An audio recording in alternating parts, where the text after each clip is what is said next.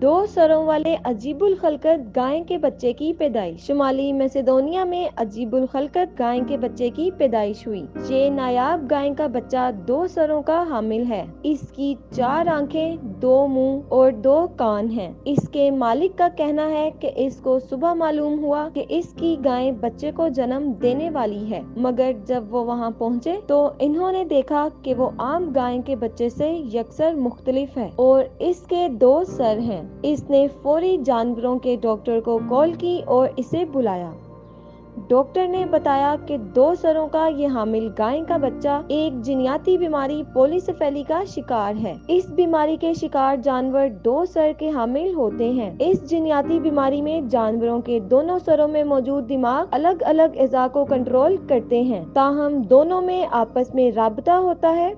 ये बीमारी जुड़वा जानवरों में बनने के अमल के दौरान में ही रुक जाने से होती है, जिसकी वजह से पैदाइश के बाद भी जानवर के अज़ा एक दूसरे से जुड़े हुए होते हैं। गाय के बच्चे का मालिक फिलहाल इसे दूध पिलाने के लिए बोतल का इस्तेमाल करता है।